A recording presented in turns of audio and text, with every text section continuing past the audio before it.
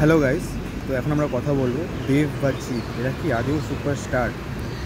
এই যে তাদের পিছনে সুপারস্টার দেব বা সুপারস্টার জিৎ এই ট্যাগটা ইউজ করা হয় সেটা কি আসলেই ভ্যালিড? আমরা সুপারস্টার বলতে সাধারণত কী বুঝি?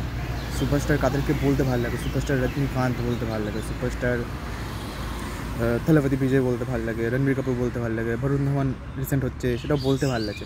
ডেফিনেটলি সুপারস্টার দেব বা সুপারস্টার জিৎ এই জিনিসটা শুনতে খুব ভালো মানায়, বাট এটা কি তাদের পিছনে ভ্যালিড করে? এই রজনীকান্ত বা এরা যারা আছে এদেরকে শুনতেও ভালো লাগে, প্লাস এদের পিছনে ভ্যালিড হয় কারণ তাদের একটা বিশাল ফ্যান ফলোয়িং আছে তাদের স্টেটের মধ্যে। আমি শুধু বলছি, বাইরের কথা তো বাদই দাও, শুধু স্টেটের মধ্যে একটা বিশাল ফ্যান ফলোয়িং আছে, যেটা দেব বা জিতের এই টাইমটাতে সে হচ্ছে না। কেন হচ্ছে না? এই আমার মনে হয় এইটার পিছনে অনেক কিছু ভ্যালিড পয়েন্টস থাকতে পারে, লাইক আছে। যেমন আমি বলি, একটা টাইম ছিল 2010, আমার মনে আছে, তখন একটা সিনেমা এসেছিলো দেবের চ্যালেঞ্জ, ঠিক আছে? আমাদের মালদার ছেলে যেহেতু আমাকে বিচিত্রা হলের সামনে দিয়ে স্কুলে যেতে হতো, ঠিক আছে, মনে আছে আমার এখনও। তো এইখানে আমি এখন স্কুল থেকে ফিরছি, আমি দেখছি যে লোকজন শার্ট ধরে টিকিট কাউন্টারের লোকে টানাটানি করছে, চ্যালেঞ্জের টিকিট পাচ্ছে না বলে। বলছে তোমাকে টিকিট দিতে হবে না, তুমি টাকাটা রাখো, তুমি আমাদের ব্যালকনিতে জায়গা করে দাও, আমরা ব্যালকনিতে বসে বসে দেখে নেবো। এরকম ক্রেজ ছিল। আমি বুলবুল চন্দ্রতে গেছিলাম, আমার মাসি বাড়ি ওখানে একটা সিনেমা হল ছিল, আমি নামটা ভুলে গেছিলাম, আওয়ারাজ বলে একটা সিনেমা এসেছিলো তখন।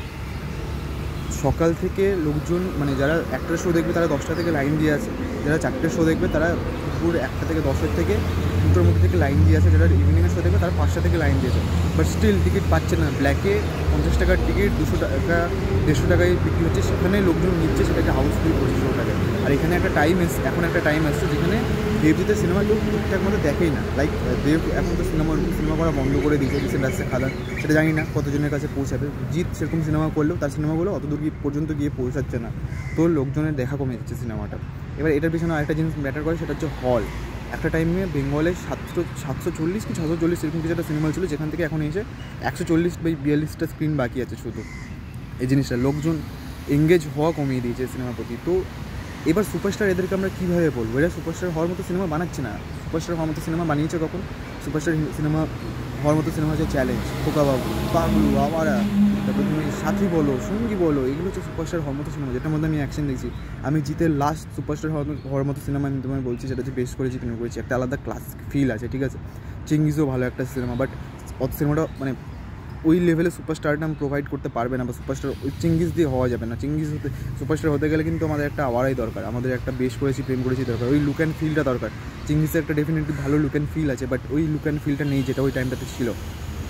ডেফিনেটলি ক্রিয়েটিভিটি জিনিসটা খুব বড় একটা ম্যাটার করছে। ওই টাইমটাতে যতই রিমেক হোক তখন মাঝখানে একটা করে ওই ক্রিয়েটিভিটি দিয়ে সিনেমা করা হচ্ছিল, নিজেদের কনসেপ্টে সিনেমা করা হচ্ছিল, যেটা করা হয়নি।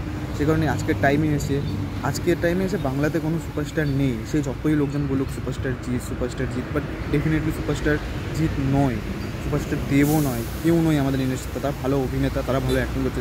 হ্যাঁ, জিৎটাকে তুমি বলতে পারো সে সুপারস্টার হওয়ার চেষ্টা করছে ইভেন এখন। সে একটা টাইমে সুপারস্টার ছিল, দেন সুপারস্টার থেকে সরে গেছিলো, আবার এখন সুপারস্টার হওয়ার চেষ্টা করছে। কারণ যদি সুপারস্টার আমাদের বাংলা থেকেও হতে পারে, সেটা একমাত্র জিৎটা। তো এই সুপারস্টার দেব বলো বা সুপারস্টার কিন্তু সেগুলো যারা আসছে, আমার মনে হয় না এই জিনিসগুলো ভ্যালিড।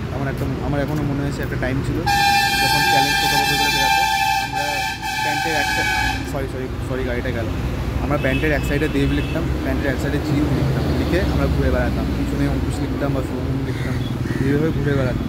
বাট ওই টাইমটা এখন আর নেই। এখনকার ছেলেপেলেরা আর ওইভাবে সিনেমাকে এনজয় করতে পারে না, বা বাংলা সিনেমা তো সেইভাবে যদি তৈরি না হয়, বাংলা সিনেমা তো লোকজন দেখবেই না, বা পরবর্তী প্রজন্ম যারা আছে তারা বাংলা সিনেমা দেখা একদম বন্ধ করে দেবে। আমি এই কথাটা বলছি। সুপারস্টার হতে গেলে পারে এই প্রধান বা প্রজাপতি এইসব সিনেমা দিয়ে সুপারস্টার হওয়া যায় না।